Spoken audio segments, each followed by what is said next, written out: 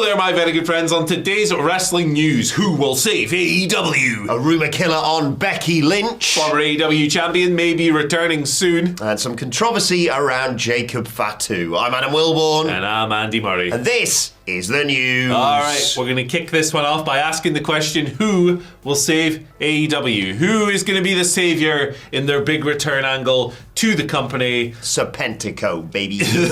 Yeah. I love Serpentico. Yeah, he's going to wrestle as... Imagine he's the one who beats the Death Riders. Oh, didn't see this one coming. Why not? 2-minute main event, just wipes the floor with them. Outrunners? It's not the Outrunners. Oh, it should be. It is the Young Bucks, actually. Understandable. So this is all angle. Obviously, they're not, like, AEW's not going out of business. You're okay. They're not really saving it, but... This is the word that Dave used, so hey, here we go. They are going to be out for a little while. We knew that already. They're taking some time off. Nick has got a bum shoulder, I believe. Mm-hmm. And they did that segment where they're like, hey, if you need us, we'll be working from home. Burn the paperwork or something. I don't know. It's weird. And they mate got his hand broken. Yeah. Just left him to the slaughter. Oh, bastard. Poor Brandon Cutler. But yeah, they're going to be out beyond Full Gear. They aren't currently scheduled for Full Gear, which is in that's this month. It's like 23rd? 3 weeks away or something crazy. But the idea is that they could be gone until about January, and the idea is that they're going to come back. While they're away, Moxley and his boys are going to cause so much chaos around AEW that the Young Bucks will come back to save the promotion. It's a battle for the promotion's soul and identity and all of this stuff. So there you go. They are, of course, foundational pieces in AEW. Yeah. They are one of the reasons the company exists. They are EVPs, of course.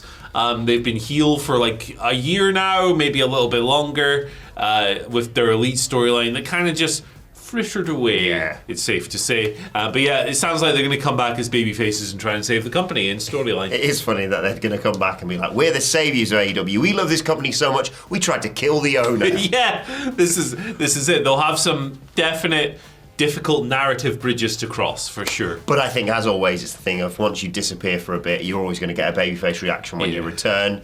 And it seemed to be intimated that they were going to make a babyface switch when they obviously were nice about Private Party taking the tag titles off them and shook their hands and gave them the belts and all that.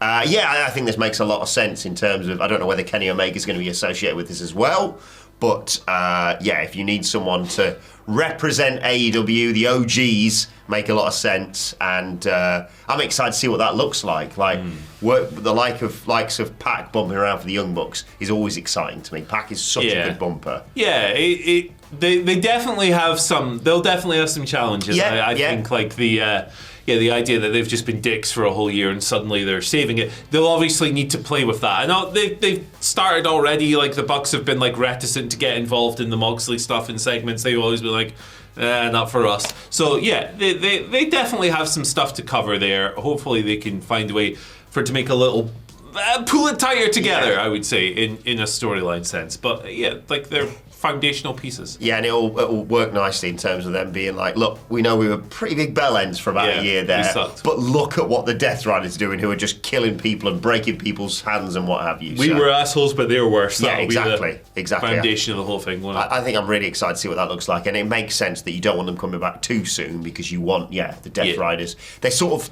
I said this to Sige on the Collision review yesterday. The early stage of this are going to be quiz answers in about a year's time or so. Yes, they're going to fight the likes of your Orange Cassidys, and eventually you would assume someone like Darby Allin, obviously, who could be the final boss. Yeah, I think he should be. But the early stages, it is going to be just like, right, they're going to get past Evil Uno and Action Andretti and people like that because you want to build that menace up of just being like, oh God, they've taken out this level of people, then this, and then you're getting up into the upper echelons. Exactly. I do think people have a bit of a lack of patience when it comes to this. Yeah, give it time. Yeah, like you see, and you can say, well, like, should it be more about personal issues or the soul of the company?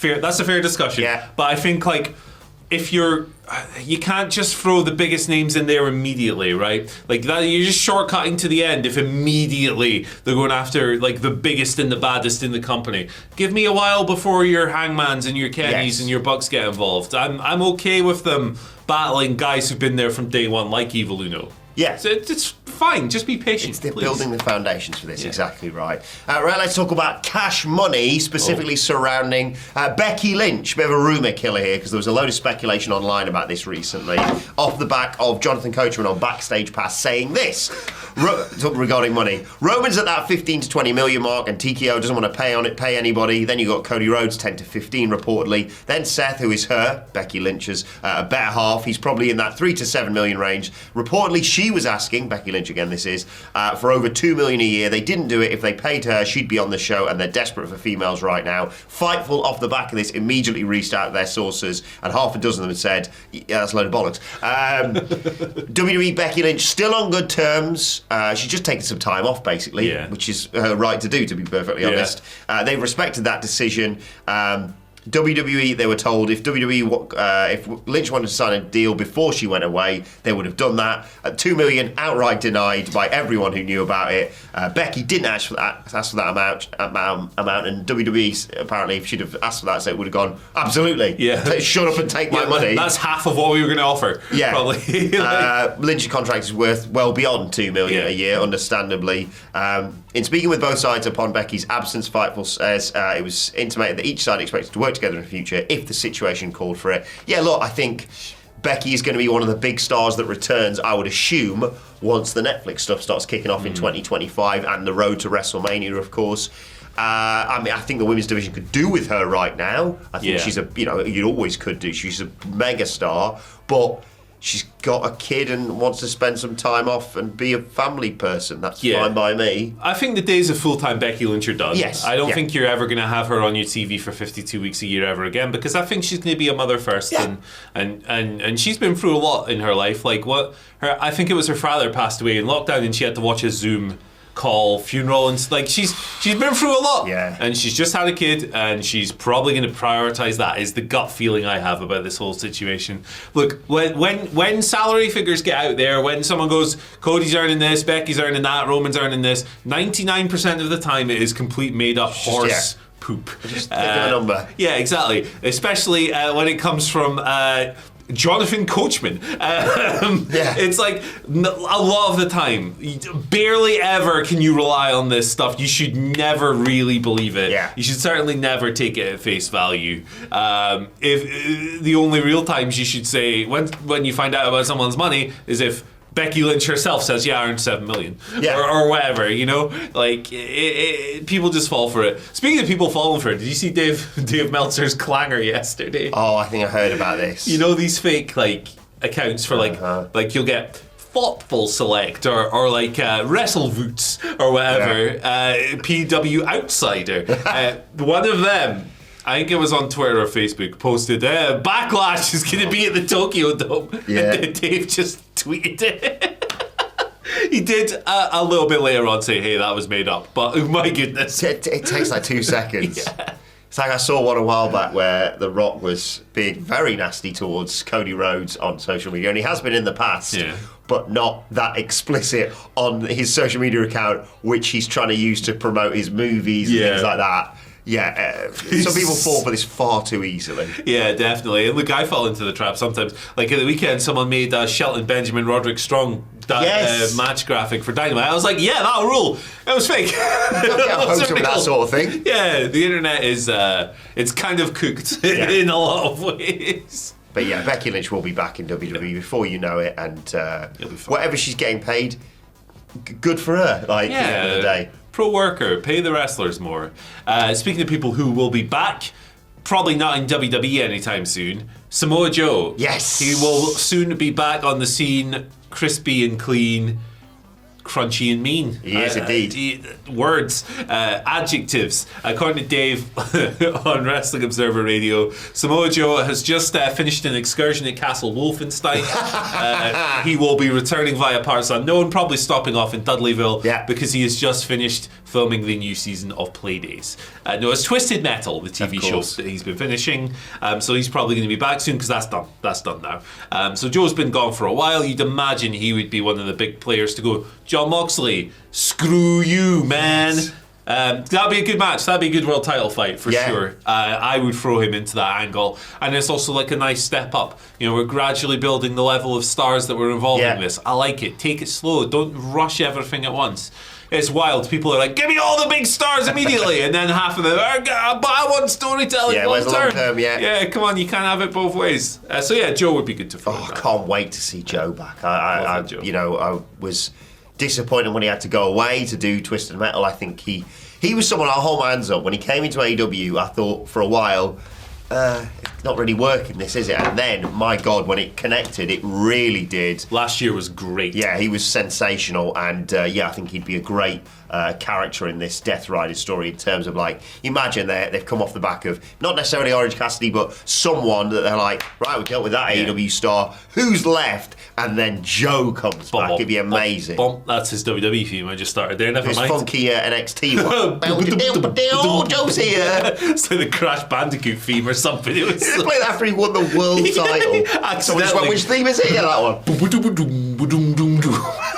Weird. But yeah, can't wait to see Joe back. Yeah, I love Samoa Joe. He's saved the AEW world title from a reign. I like MJF, but that reign wasn't great. It was the time to change it. Yeah, definitely. Right, let's move over and talk about Jacob Fatu, because there's some interesting controversy around him going around.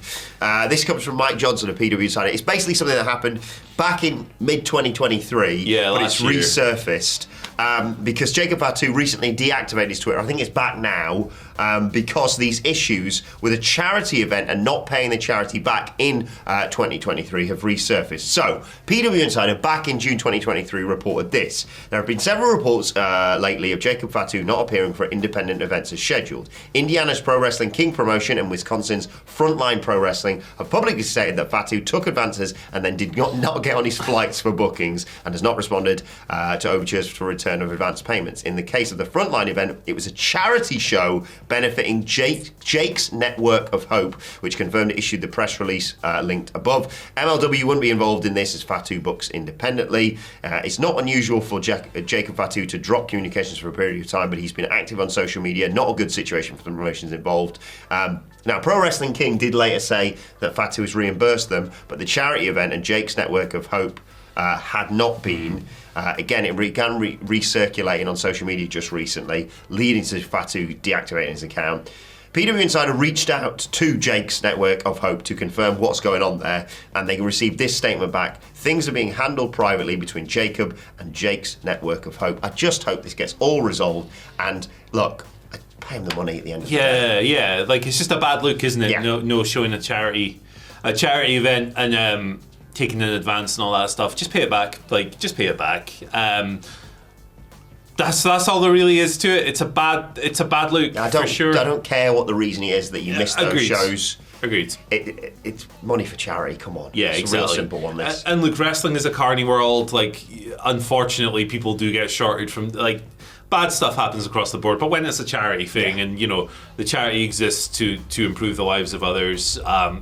Pay it back. Just pay it back. It's a real simple solution, this one, isn't it? Easy. Really easy. Very quickly, before we wrap up, I want to give a shout out to everyone heading to WWE Live in Nottingham tonight. Specifically, my mate Sparky and his son Jackson. Jackson is going to see WWE. He loves it. He's very excited about it, so have a great time there tonight. It's going to be awesome. I'm so jealous. House shows are always fun. Yeah. It's a really good first show to go to as well, because you go to TV, it stops and it starts and all this stuff. House show, everyone's just in entertainment mode. Jackson, scream your little lungs out, mate. Have a great time. But let us know your thoughts on everything that we've discussed in the comment section below. Don't forget to like, share, subscribe. And while you're at it, why don't you check out this video?